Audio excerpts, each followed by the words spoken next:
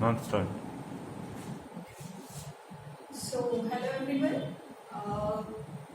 We have studied how microbes are useful for antibiotic production and for the formation of hemorrhages. Now let's study microbes are also used for the formation of different chemicals, some enzymes and other bioactive molecules. So, what is the meaning of bioactive molecules? Bioactive molecules are those molecules which are functional in a living system or can interact with their components. That means they are very important for the living system. Organic acids are also produced by using microbes. So what is organic acids? So carbohydrates got converted into organic acids by using microorganisms, and it has the industrial value. So what are the various types of microbes and what are the various organic acids? What is their uses? Let's talk about that.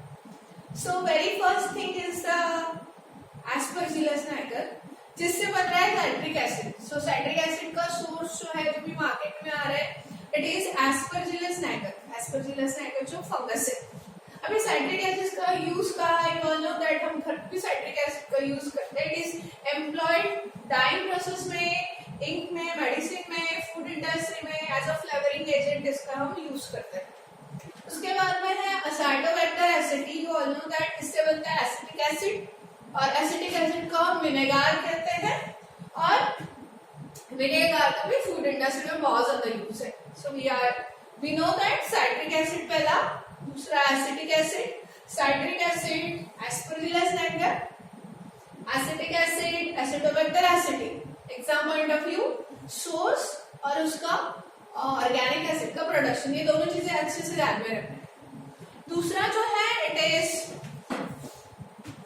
Now the next thing is butyric acid. Butyric acid जो है वो बन रहा है Clostridium botulism. इससे बोल रही हूँ, butyric acid जो बन रहा है that is from the Clostridium botulism. It is a bacterium. और butyric acid का यूज कहाँ? Use for making rancid butter. Butter को प्रॉपर टेस्ट देने के लिए butyric acid का यूज होता है फूड इंडस्ट्री में, डेयरी इंडस्ट्री में, और ये बन रहा है क्लॉस्ट्रिडियम बोटुलिकम से. Now next lactic acid. Lactic acid का सोर्स सब लोगों को पता है, लैक्टोबैसिलस, और उसका यूज कर्ड बनाने के लिए हम यूज कर रहे हैं. उसके बाद में और ये एक्स्ट्रा इंफॉर्मेशन है आपके लिए, it is again very IMP for the NEET student. Aspergillus niger, penicillium fungi, दोनों फंजाई है. एस्परजिलस नाइगर और पेनिसिलिन. पेनिसिलिन वो जिससे पेनिसिलिन नाम का एंटीबायोटिक बनाया गया था, बट उसका अलग स्पीसीज. इनसे बनता है ग्लूकोनिक एसिड, और this gluconic acid is very IMP. Why it is very IMP? It is used in a medicine to prepare the tonic medicine. क्यों? बिकॉज ग्लूकोनेट जो है it is a source of calcium for infants, for cow and lactic mothers. So gluconic acid बनाया जाता है जो as a medicine use होता है as a source of calcium, और वो बन रहा है aspergillus niger and penicillin fungi. Okay, now the next हमने देखा, फिर से रिपीट कर रही हूँ. पहले हमने देखा डेफिनेशन ऑफ बायोएक्टिव मॉलिक्यूल्स, बाद में ऑर्गेनिक एसिड्स, उसके बाद में माइक्रोब्स. माइक्रोब्स के हमने डिफरेंट यूजेस देखे. Aspergillus niger, citric acid, Acetobacter aceti, acetic acid, Clostridium botulism, butyric acid, Lactobacillus lactic acid, Aspergillus niger, Penicillium fungi, gluconic acid. And now let's talk about enzyme. We have studied in our earlier classes what is enzyme. What is enzyme? Enzymes are the protein. In simple way we can call it as biocatalyst. So what is biocatalyst? क्या होता है biocatalyst? Biocatalysts are the enzymes. मतलब क्या? Biocatalysts are the substances which are increases the rate of reaction, and those are very important for the metabolism of various substances. Like if you want to degrade the starch, you will require the amylase enzyme. Otherwise, it's going to be a very slow process. To the other students, हमने NEET student का enzyme का भी एक question लिया था, उसमें I have explained you everything related to enzyme. So और हमने बोर्ड स्टूडेंट को बताया एंजाइम क्या होता है। Enzyme always increases the rate of reaction, मतलब किसी केमिकल कंपोनेंट का कन्वर्शन जो है विदाउट एंजाइम हमें करना है, किसी सब्सट्रेट का कन्वर्शन प्रोडक्ट में करना है बिना एंजाइम के, तो सोच के चलो एक मिनट में आपको 10 मॉलिक्यूल मिलेंगे, 10 प्रोडक्ट मिलेंगे बिना एंजाइम के। बेटा उसी केमिकल रिएक्शन में, उसी बायोलॉजिकल रिएक्शन में आप कैटलिस्ट डाल देते हो या एंजाइम डाल देते हो, तो हमें एक मिनट में आपको 10,000 मॉलिक्यूल्स मिल सकते हैं, मतलब 100 times, 1000 times, 10,000 times rate of reaction बढ़ाता है enzyme. Now, many microbes synthesize an extreme large quantity of enzyme into their surrounding medium। मतलब अब ये मेरे पास में फर्मेंटर टैंक है और इस फर्मेंटर टैंक में मैंने माइक्रो ऑर्गेनिज्म को ग्रो करना स्टार्ट कर दिया। जो भी माइक्रो ऑर्गेनिज्म है उसके लिए जो भी फूड लगता है, जो भी सबस्ट्रेट है उसमें डाल दिया। I have a fermenter tank और इस फर्मेंटर टैंक में सपोज मैंने ग्रो कर दिए माइक्रो ऑर्गेनिज्म।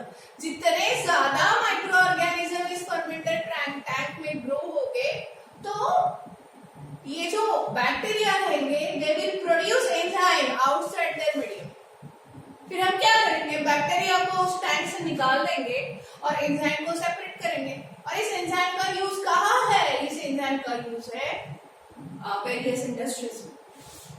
अभी एंजाइम को हम स्टोर कर सकते हैं। You all know that the various properties of the enzyme, कि हमें एंजाइम्स का टेम्परेचर मेंटेन करना है, उसके एक्टिविटी को मेंटेन करना है, तो you can store at its optimum temperature. Her enzyme की एक्टिविटी के लिए उसका एक ऑप्टिमम टेम्परेचर होता है। जनरली सभी एंजाइम रूम टेम्परेचर पे बेस्ट वर्कआउट होते हैं। तो what we are going to do is we are going to like store those enzyme. तो हम इस तरह से एंजाइम को सेपरेट करके स्टोर करके रख सकते हैं और जब तक हम एंजाइम का यूज कर सकते हैं। You all know that enzymes are always required in a very less quantity। हम एंजाइम को बहुत कम क्वांटिटी में किसी भी बिग फर्मेंटर टैंक में, कॉनिकल फ्लास्क में यूज कर सकते हैं। You all know that at the end of any reaction, enzyme increases the rate of reaction and it's liberate out। जैसे कि आपको पता है ये ई मतलब एंजाइम है, ये किसी सबस्ट्रेट, एस मतलब सबस्ट्रेट के साथ में इसने रिएक्शन करना स्टार्ट कर दिया है। नाउ यहाँ पे ट्रांजिशन फेज मिलेगा ईएस कॉम्प्लेक्स, फिर इसके बाद में ये ईएस कॉम्प्लेक्स का कन्वर्शन हो जाएगा ईपी, मतलब एंजाइम प्रोडक्ट बन गया। अभी ये प्रोडक्ट रिलीज हो गया और एंजाइम फिर से रिएक्शन के बाहर लिबरेट आउट हो गया। समझ में आया? So enzymes always require in a very less quantity। So कौन सा एंजाइम है जो माइक्रो ऑर्गेनिज्म के यूज से बनाए जाते हैं लार्ज स्केल में, इसकी बिग इंडस्ट्रीज है और उसको स्टोर करके फिर सेल किया जाता है। सो पहला जो एंजाइम है लाइपेज, दूसरा नाम है पेक्टिनेज प्रोटीएज, तीसरा है अमाइलेज, चौथा इन्वर्टेज, पांचवा सेलुलेज। ये तो फ्यू लिस्ट है और ढेर सारे एंजाइम्स है। कुछ एंजाइम तो लाइफ सेविंग ड्रग की तरह भी यूज कर रहे हैं। मैं किसी और टॉपिक में वो पढ़ाने वाली हूँ जिसका नाम है स्ट्रेप्टोकाइनेस। सो लाइपेज का यूज क्या है? What is the use of lipase? So lipase जो है वो हमेशा लिपिड मतलब ऑयल को डिग्रेड करते हैं। What is the role of lipase? Lipase degrades the oil. अभी आपने एडवर्टाइज देखी होगी है ना, वैनिश वगैरह का डिटर्जेंट का एडवर्टाइज आता, चुटकी में ऑयल के जो दाग होते हैं उसको गायब कर देता है ना। सो क्या रहता है, उसको देखा आपने? वैनिश के पाउडर में छोटी छोटी ग्रैन्यूल्स होती है। उस ग्रैन्यूल्स के अंदर क्या होता है? उस ग्रैन्यूल्स के अंदर लिपिड मतलब ऑयल को डिग्रेड करने वाला एंजाइम होता है। सो जैसे आप पाउडर उस दाग के ऊपर डालते हो, ऑयल के दाग के ऊपर ऑयल का दाग जो वैनिश हो जाता है। वैनिश मतलब गायब। ऐसा क्यों हो रहा है? बिकॉज उसमें लाइपेज एंजाइम होता है। सो ऑयल को डिग्रेड करने के लिए लाइपेज नाम का एंजाइम चाहिए और लाइपेज जो है डिटर्जेंट इंडस्ट्री में बहुत ज्यादा यूज होता है। आजकल जितने भी डिटर्जेंट्स हैं उसमें लाइपेज एंजाइम की ग्रैन्यूल बनी होती है। अभी इतना ढेर सारा डिटर्जेंट इंडस्ट्री में जो सरफैक्टेंट बनाया जाता है, डिटर्जेंट बनाया जाता है, उसमें लाइपेज एंजाइम डला हुआ रहता है ग्रेन्यूल्स में छोटा छोटा। अब ये लाइपेज एंजाइम जो है वो कैसे आएगा, सो उसको बनाएंगे। सो लाइपेज बनाने वाली एक बड़ी इंडस्ट्री रहेगी और इस लाइपेज का यूज हम डिटर्जेंट इंडस्ट्री में करेंगे। सो लाइपेज कैसे बनाएंगे, लाइपेज बनाएंगे कैंडिडा लिपोलिटिका और जियोट्राइकम कैंडिडम, ये दोनों फंगस है। So what is the source of lipase enzyme, candida lipolytica and geotrichum candidum. Exam point of view very very important. और लाइपेज का सोर्स है, इससे बनाया जाता है लाइपेज, और इसका यूज है इन डिटर्जेंट फॉर्मुलेशन, लॉन्ड्री इंडस्ट्री हम बोल सकते हैं, उसमें सबसे ज्यादा यूज है। सुना, लाइपेज का सोर्स है कैंडिडा लिपोलिटिका एंड जियोट्राइकम कैंडिडम, ध्यान में रखना है सब लोग।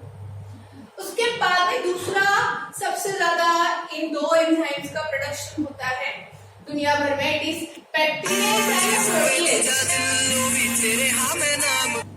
सो पेक्टिनेज जो है, पेक्टिनेज एंजाइम, अभी आपको पता है पेक्टिन जो रहता है, पेक्टिन हमेशा, पेक्टिन क्या है समझ लीजिए, पेक्टिन और प्रोटीन, प्रोटीन सबको पता है हर लिविंग सेल में प्रोटीन होता है, और पेक्टिन सेल वॉल में होता है प्लांट के, एनिमल में तो सेल वॉल होता नहीं।